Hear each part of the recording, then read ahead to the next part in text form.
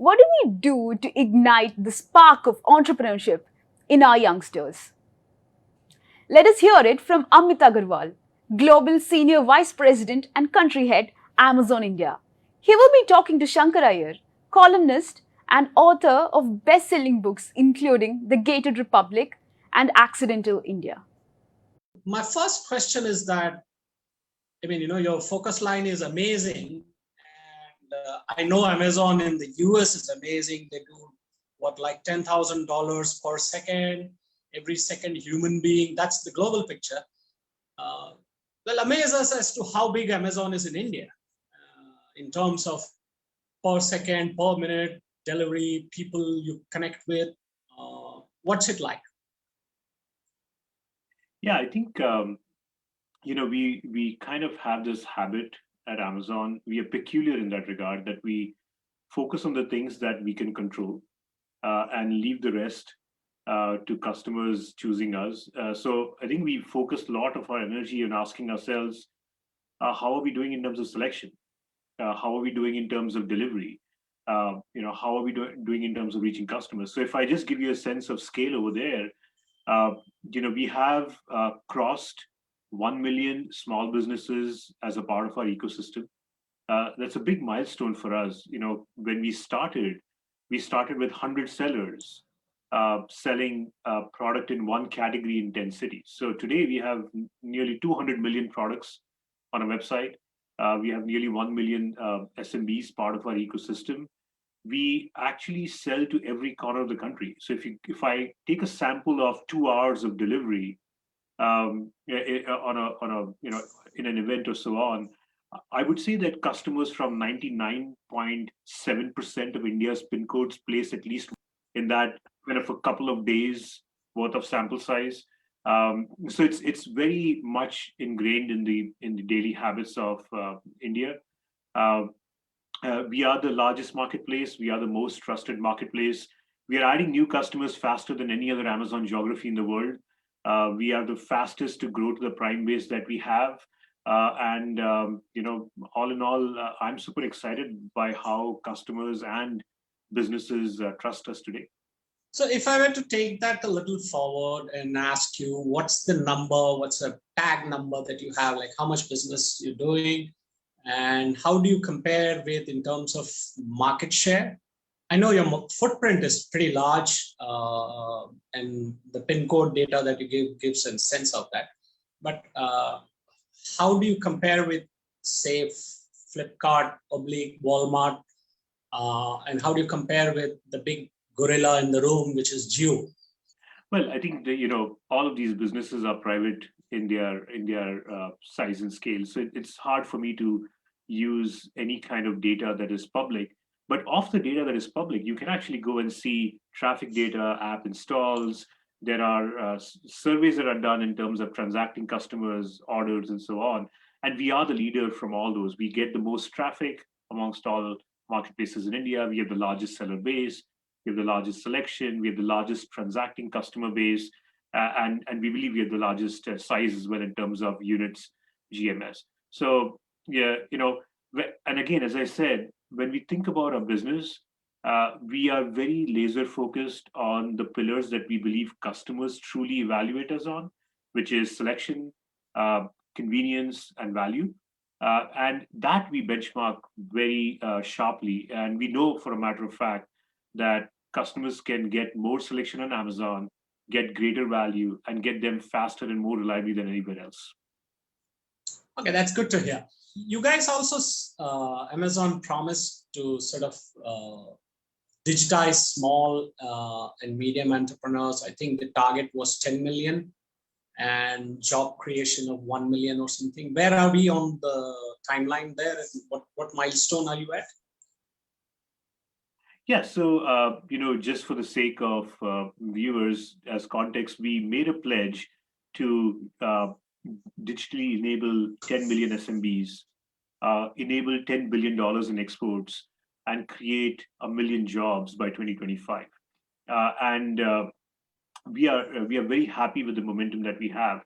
So again, our belief is that we should invest in digitizing businesses. Not all of them might land up selling on Amazon, and that's okay with us. So when we look at just businesses on Amazon, which have actually, the digitized customer base is much higher, we crossed 1 million. So we are very excited by crossing that mark. Cumulative exports on Amazon are already exceeding $3 billion. So very excited that we are contributing to a meaningful part of exports. And if I just look at jobs created just during COVID last year, I mean, just the numbers during COVID, we created 200,000 jobs just last year. In our life to date, we have created nearly 1 million jobs already. And we are pledging an incremental million by 2025. So all in all, we have made very meaningful progress along all of these dimensions. And I think over the next 5 years, next 4 years, we are very excited that we are ahead of our targets to get there. Do you have like a story, an inspiring story to share on conversion of this a normal small business onto a digital platform? These are the inspiring stories that sort of, we have stories like this. And I am going to ask you also about how do you sort of view Shopify or Udaan, which is again another Desi effort. So do you have like a inspiring story to share with our viewers? Yeah, I think one of the most satisfying things in our job is we get to hear these stories every day.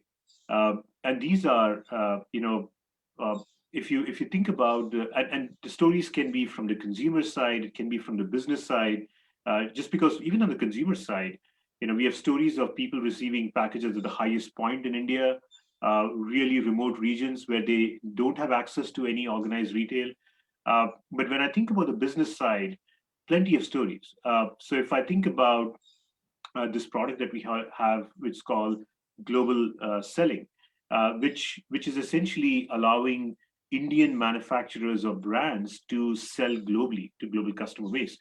And what we have seen is an increasing trend of unique Indian flavors, brands, creations using Amazon to go and sell globally and build really digital global brands. There is obviously stories of brands such as Wadam Tea. They are a brand that started on Amazon, and they were discovered by Oprah in the United States on Amazon. And since then, they have just become a runaway hit. I mean, they are one of the best sellers on Amazon.com and very popular. And then you also have stories like Jack in the Box, a toy company that was started in Mumbai, and they were making toys for their I believe grandchildren or children, just because they just wanted to engage them. And they became such creative ideas that on Amazon.com, they are now bestsellers and they are getting a lot of attention and they are doing very well. And these kind of stories are every day. So many brands that are being created out of India. Even within India, just small stories like we have a Delhi store which actually sells women hygiene products. And during COVID, it's called Sirona Hygiene in Delhi. During COVID, their offline store was essentially disrupted and because of lockdown. And what they did is they started serving customers globally through e-commerce, and they saw like a 4x year-over-year growth. So even during COVID, they embraced technology, took their brand globally, and even small local stores. We launched this product called Local Shops on Amazon, where your neighborhood stores can open up an online storefront essentially on Amazon to complement their offline footfalls. And since you talked about Mumbai, there's a store which actually sells home and kitchen products in Mulund in Mumbai, a 30-year-old business, and they started opening up an online presence on Amazon, and they have seen significant growth that they're actually earning more money through online than they do otherwise. So a lot of such stories that come every day. And what is inspiring is many of these small businesses, much the same way as you saw STD booths become mobile recharge points and stationery shops become printing points. I'm seeing these neighborhood stores, businesses becoming very robust digital businesses by embracing the internet. So it's very inspiring. So you have a kind of group or a segment of your business that sort of guides them, shepherds them. How do you bring on a person? Is this organic, or you reach out to them, you know of a product? I noticed that, I mean, this amazing thing that I'm struck by, but a lot of non-residents look for puja material, and then even the cow dung cakes that are used in havans and stuff are now available online. And so how do you work to bring them into your business fold? Yeah, I think there are a few things at the core of it. The Indian SMB is very entrepreneurial. As I said, they have been so adapted over the decades. If you track their history, yeah, they have adapted so well to changing circumstances. All you need is to empower them, and you need assistance to some degree. So we actually started really humble. When we started, we actually had this project called Chai Cart. There used to be just carts serving tea. It went all the way from Jammu and Kashmir to Kanyakumari, and from Mumbai to Northeast Assam.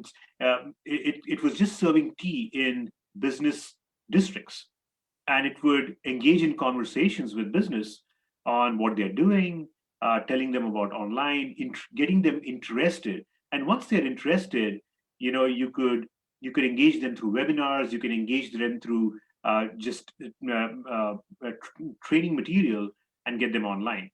We also have this initiative. It's called the Service Provider Network. So what we do is we create a network of third-party service providers, photographers, labeling companies, packaging companies, people who can digitize catalogs, and they offer services to these sellers. So we are, in some sense, a marketplace of these services, so that these sellers can get assistance.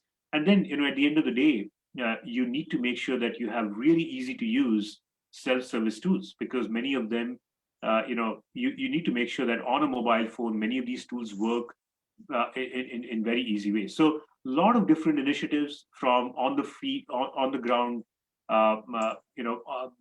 force that we have, to relying on other third-party service providers, to self-service tools across the board that we engage businesses in.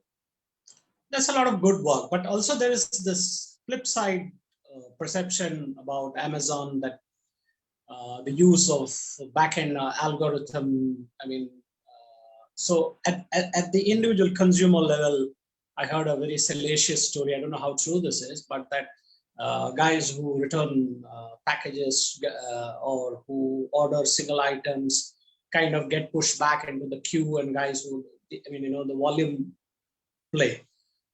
More significantly, there's been controversy about how Amazon favors its own products, its own companies that it has a stake in, or stuff like that. And then the B2C policy play has come in, and there's been some controversy about how Amazon has circumvented, or has sort of dodged, or operates in a gray area.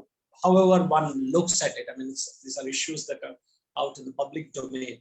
So how would you sort of address that? What's your assurance that you are a fair play, equal opportunity platform? Yeah, I think, first of all, the data speaks of a very different reality.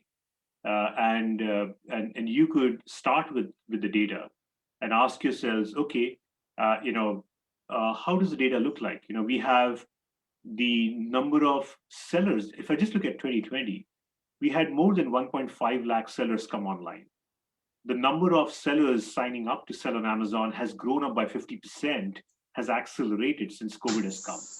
When we look at just the neighborhood stores, since we launched this program called Local Shops on Amazon, this program has brought in already 50,000 local stores across 700 cities. And that number is trending towards more than 1.5 lakh stores by the end of the year. So there's a lot of data that is there. There's a lot of, we also track the number of crorepati sellers, people who make more than 1 crore of rupees on Amazon. And that number is more than 5,000, and that has grown 30% year over year. So you can't really have a structurally robust growth across the ecosystem. I talked about exports. Sellers who are selling on Amazon are now exporting $3 billion cumulative, which is more than, which is such a significant percentage of B2C exports. You will always have vested interests who refuse to embrace technology when change happens, to find out all kinds of excuses not to do it. That has been the case when mobile phones came. That was the case when printers replaced kind of photocopying and so on. So I think the thing that inspires us most is that entrepreneurial energy of the people who are actually embracing technology and using Amazon to grow, because they are the ones who are going to unleash our potential. Every technology is going to be disruptive. There are going to be players that don't add value in the system, that may not Yeah. add value if they don't reinvent themselves. And if I just take That's, the event Sambhav that's coming up in mid-April, we've had nearly 1 lakh registrations of small businesses wanting to attend that. So all in all, I think there is enough voice out there that is counter to what is hearing, but it's just that what happens is people pay attention to some of these voices, and I really don't have any comments on that. We try to focus on the customer, try to focus on serving our small businesses, and I'm so inspired by the success they're seeing on Amazon. but technology disruption, I mean, I remember as a young journalist writing about computerization of railway tickets and what it cost when CMC did it, and the strikes after that and the problems there. Those are issues that are understandable, but I mean, I know that you're into mountain climbing, and so perception is a mountain that you have to climb every day. And the And you do that by doing the really hard things day in and day out, and making the really hard promises consistently and earning trust over time. So at a point in time, you would always have the perception that the summit is too far away. I think you just have to grit it out, and which is what we're doing. And just so that I can add another point, we actually launched this program called the STEP program, which is there on the Amazon website for sellers for them to see. It very clearly lays out very clearly the tiers that the sellers can gain access to with what kind of performance. So that was an initiative we took last year to, in some ways, disambiguate the confusion in their heads, how they can move from one set of capabilities to another. And that is another effort for us to make it very transparent and clear to sellers that may be misunderstanding some of the capabilities. And we have got really good reviews from sellers on how that has helped them clarify what they're supposed to do, which they were confused about before. the aspect of perception is that, I mean, it's also a factor of function of communication. I mean, I'm just making an observation. Your data and the perception, there seems to be a wide chasm of daylight there. So probably there is some work to be done there, because the moment you say Amazon, it sort of pops up, the controversies pop up much before the points that you're making, very valid points, some of them in terms of the growth in number of crorepati sellers and stuff like that. So just to move ahead on how the company is sort of, so I noticed that you guys are into payments now.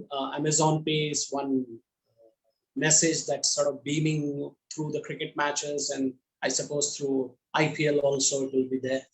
So is this just for the goods and merchandise thing, or is there a bigger plan? Because I see you're allowing recharge and stuff like that.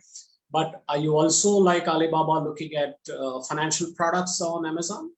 Well, we have been doing Amazon Pay for some time. It is, if you think about India, where people primarily use cash, digital inclusion and digital payments is an important effort if you are to serve hundreds of millions of customers. So if Amazon is going to be serving a very large customer base in India, it is our responsibility to make sure that we help them come into the digital fold. So Amazon Pay simply produces, just because traditional credit cards, bank accounts may not be sufficient to bring customers into the digital regime, we have actually built specific products under Amazon Pay, experiences that allows customers to load their balance, use UPI, and use other methods. We launched something called Pay Later, which actually provides short-term credit to customers to purchase any products. And then they can take that same experience to all their use cases. So the Amazon app can be used to recharge your bills, to book your movie ticket, to book your travel ticket, buy digital gold, send money to your friends and family. So pretty much all the things that you would want to do on a daily basis. And then you could also use the Amazon app offline. We have crossed about 5 million merchants that accept Amazon Pay, and simply scan the QR code and use either your balance or UPI or one of these payment methods to pay. So all in all, our objective remains that we want to help customers become digital. And our belief is that the more customers become digital through the Amazon app, the more they would shop with us. So, we are super excited by the traction that we are seeing with payments. Yeah, and clearly, one of the things that customers expect is to help them with affordability too. So, as I said, we do offer a payment method called Pay Later, which allows you to qualify for short-term credit. We also offer a co-branded card with ICICI. It's called the Amazon Pay Prime card, which actually gives you great rewards if you're a Prime customer. So how big is the payment play here? How would you sort of compare it with the other, let's say Google Pay, PayPal, Paytm, which is the Indian giant? How would your payment segment compare? I mean, how big is it, and where do you see it in terms of size, in terms of the value proposition, or in terms of the number of people who are using it? Yeah, I mean, we have more than 40 million UPI handles on Amazon and more than 5 million merchants that accept it. So it's pretty significant in scale and right up there among the top payment alternatives that customers have. Now, having said that, our approach is a little different. Our approach is focused on making it easy and convenient for the Amazon customer to pay for anything and pay anywhere. So in that sense, we are more focused on driving adoption with our Amazon customer base versus trying to have a separate app that allows anyone to access it. So we are more popular with people that are with Amazon. And as we serve more and more customers in India, that base is growing all the time. So, as I said, we have more than 40 million UPI handles growing every day, and more than 5 million merchants accepting us. We are a very meaningful share of the total UPI volume in the country. And I would say that, we are right up there amongst the top payment methods. Let's talk about the ecosystem. India is a complex market, and every consumer, so my friend Rama Bijapurkar calls India market is, and we've had this discussion that it's like the multiple interpretations of faith, and there is one Hinduism and stuff like that. So the market is complex, the marketplace is complex, but the policy landscape is also much more complex. And having written about this in 3 books, I know the landscape is really rough. So what has been your biggest challenge in terms of the policy landscape? Do you think there is something that can make things better, enhance the adoption of digital technology for small and medium enterprises, for customers? What would you want done if you were to be asked? So see, every country we operate in has its own nuances in terms of regulations and policies. India is no different. And our first and foremost objective is to ensure that we are playing by the laws of the land. You kind of put that constraint, and then you put another constraint on top of it, which is your customers would not take that as an excuse. They would expect you to offer them large selection, great value, and great convenience. And the only way out of this kind of sometimes conflicting forces is to invent on their behalf. We have done a lot of things in India that we don't do anywhere else. Whether it is building a seller flex system for our sellers so that they can convert their own locations as warehouses. And we had to do that because the tax regulation in India don't allow sellers to move their products as easily across the country. Similarly, we have invested in digital payments so that we can get customers sort of to use us. We have put a lot of energy in exports. That's an important priority for the country, and again, it's good for our customers. So there are a lot of things that we are trying to do to make sure we invent on behalf of both the consumers and sellers. I think the thing to kind of realize is uh, internet and e-commerce have transformed daily lives globally, and India is not going to be any different. Uh, uh, I think in India, it's going to have an even more profound impact. If you look at kind of the socio-economic structure of the country, internet is the only leveler in some sense. So I think it's going to be important for inclusion and equity in society. And with that in mind, I feel that it's more of an opportunity, that we are at an inflection point, that any policy recognizes that the structural shift that is happening, the right kind of policy should be an enabling policy that accelerates this trend. It should recognize the role that e-commerce is playing. It should focus on the paper cuts out there, the friction that SMBs face in just moving products across the country. The parity between offline stores and online businesses in terms of just ease of doing business. Or if you want to export things from India outside, the number of forms that you have to fill in, and are those forms digitally available so that you can do that easily. And just having a policy regime that is more predictable and more stable will allow more longer term investments, because when you're trying to shape the whole industry all the way from logistics, payments, infrastructure, you need to be able to make 7-year out, 10-year out investments. So I would say that an enabling policy focused on removing the obvious paper cuts, improving ease of doing business for SMBs online, that is forward looking, that is stable and predictable to attract long term investments, I think would serve us well. The pandemic has sort of accelerated every trend that we've seen in disruption, whether it's climate, whether it's online digitization, automation, and I suspect it will continue. But do you think that post the pandemic, the online story continues to be to sort of ride the trajectory?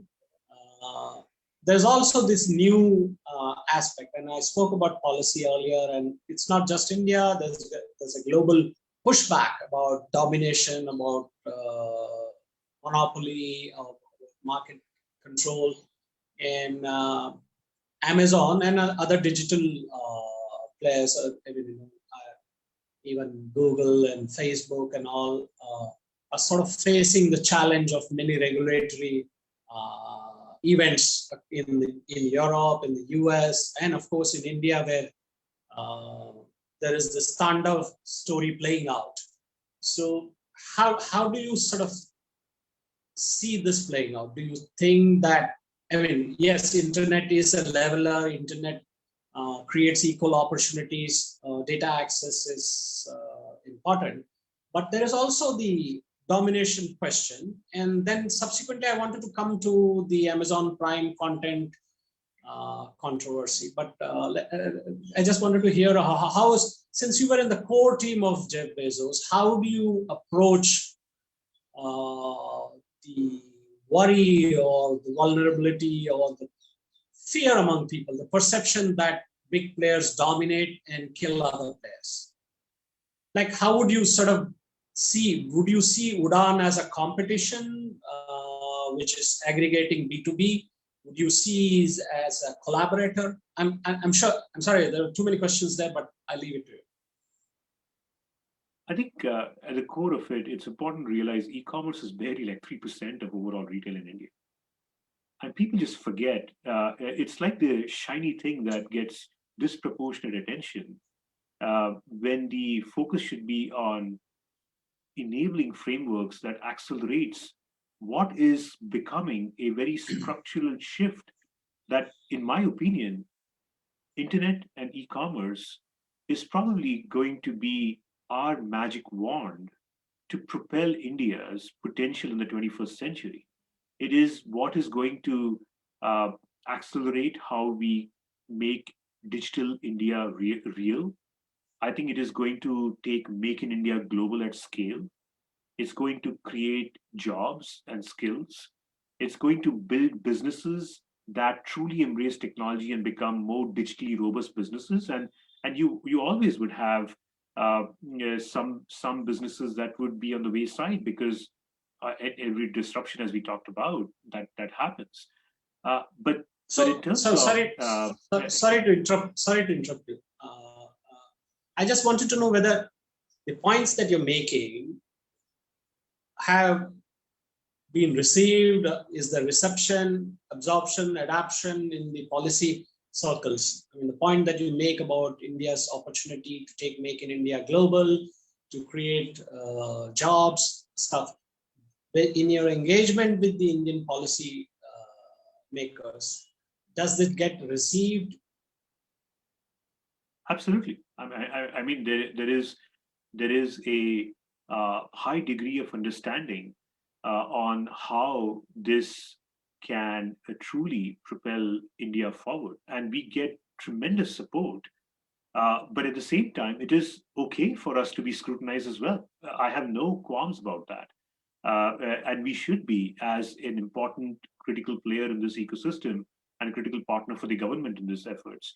I would also say that I'm cognizant of the concerns that are there on how do we make the growth more holistic and more inclusive.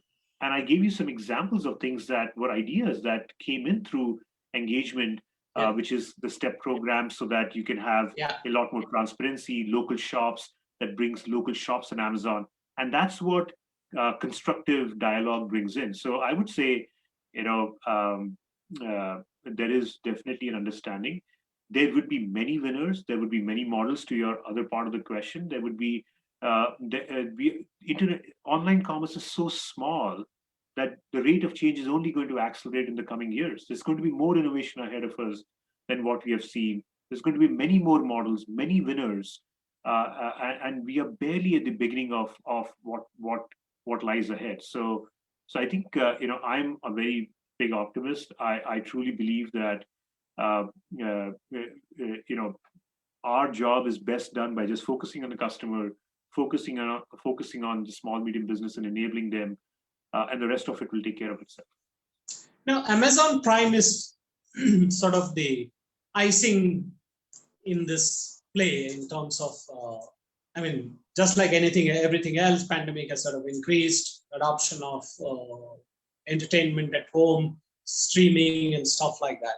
And you guys have sort of walked into a major controversy on the content area in what's happening with Thunder.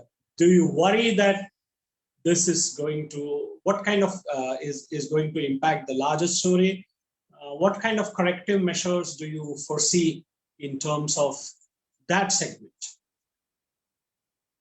Well, I mean, I think Amazon Prime, by the way, is our flagship loyalty program that combines many things. It's free, fast delivery, it's free music and free streaming video, amongst other benefits. So Prime Video, that's what you're referring to, is an important benefit for our Prime customers. And Amazon Originals, the content that we produce for customers has been particularly loved and enjoyed by customers in multiple languages. And I think on the good side, it's bringing power to storytellers to tell stories in ways that were never told before. It's providing an avenue for actors, producers, directors, new talent to showcase their potential. And I feel that the streaming world is going to unlock that aspect of a digital India tremendously. Now, having said that, we completely recognize that being sensitive to local sensitivities, making sure that we are appealing to the broad customer base is a responsibility. We have already apologized as far as the Tandav content went, and we are partnering with the government to figure out what the right governance mechanisms should be, so that. I have a question, which is, I also know that you're a marathoner. So is this, Amazon was in China and had to sort of exit for reasons I sympathize with, but it's also an aspect of competition in terms of how the Chinese players and sort of approach the online business. We have in India Reliance and JioMart sort of forging ahead. You also have a multinational competition. Is your sense that Amazon is going to be around? Are you going to, in terms of the marathon, are you pacing well? I know marathoners don't assess every kilometer or every milestone, but this has been 10 years or so for Amazon to be in India. Do you think you're here for good, or you feel is this challenge sort of ramping up for you? Well, we've been here a little over 7 years, so it's not been 10 years yet as far as our India business goes. And we're super excited with the momentum that we have. As I said, if somebody told me 7 years ago when we started that we would be at a place to be India's largest marketplace, largest online store, with the largest transacting base, the largest number of orders, most trusted multiple years in a row, with the fastest growing Prime member base, adding more new customers than anywhere else in the world, I would take it. I think it has surpassed all our expectations. So our strategy has been working. We are very excited by the momentum. Now, having said that, e-commerce is very, very early, and there are going to be many winners, many players, and competition is good for customers. I actually am excited that there are so many alternatives that are emerging, because that's good it accelerates the whole idea of consumers and selling partners and ecosystem coming digital. Our job, irrespective of the competition, we wake up every day in the morning paranoid that customers will only shop with us until the very moment they find a better option somewhere else. So our job is to remain laser focused on serving them. And in a truly transparent world, if we do our job well, they will choose us. So that's how we function every day. And I'm super excited. We are here for the long run. We actually pledged last year, as we talked about, to digitize 10 million SMBs, enable 10 billion in exports, and also create 1 million jobs. And we pledged an incremental $1 billion just to focus on this particular pledge. COVID, if anything, has proven that customers and selling partners are relying on Amazon in their daily lives and livelihoods more than ever before. I take that responsibility very seriously as the head of this initiative in India, and Amazon takes that responsibility very humbly and very seriously. So, it's still day one. We are here for the long run, and we're super excited by the momentum that we have. So you're saying that this is a long race and you're here to stay. Do you have any surprise coming up which you would want to share with us just before we wrap up? Well, I think at the end of the day, we know that 10 years from now, if you and I were talking, customers would still say, I would like more selection, greater value, and more convenience.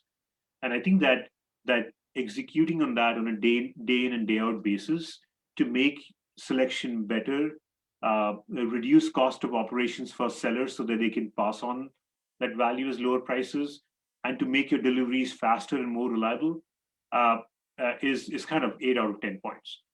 So I would say that we're very excited about being focused on the most boring stuff and getting better at it every day. And for us, the Prime adoption is kind of the culmination of that focus, which tells us that customers love us. So I would say that we have obviously are focused on payments. We are focused on grocery and building that out. We are testing out many other things that we believe customers would love. But at the core of it, we are very laser focused on using technology, enabling sellers to add selection, reducing cost of operations so that they can offer greater value, and building infrastructure so that deliveries get faster and more reliable. And I think that kind of will continue to be our focus in the years to come. I mean, we started buying books online, and I thought that was a big deal.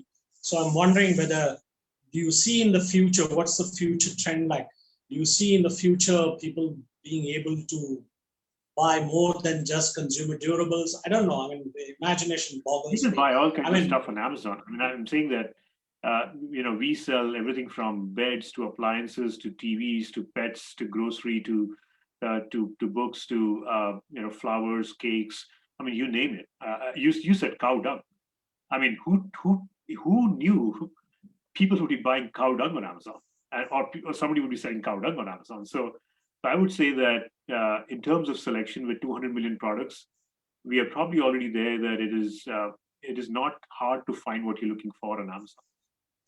well, I guess we'll have to see whether someday online e-commerce sort of starts selling the Tesla car or the Indian electric vehicle online. I mean, finally, they are also MRP products, and so if somebody brings that online, might be an interesting play. But it was lovely talking to you, Amit Agarwal.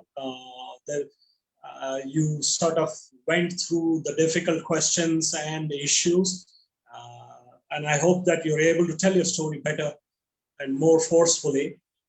And I do recognize that there have been changes in the policy domain and things are moving. This is a government that seems to be focused on doing things differently.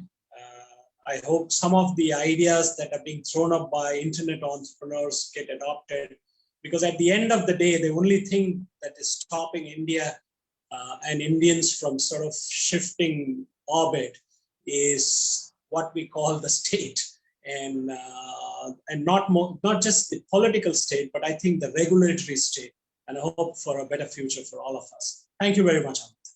Thank you for having me. Thank you. You have a good day. We hope you really enjoyed that session. You can find the entire schedule of ThinkEDU 2021 on our website, eventexpress.com. You can watch the rest of the sessions on our YouTube channel, eventexpress.com, newindianexpress.com, and edxlive.com. You can also check out our Facebook and Twitter handles. Thank you for watching.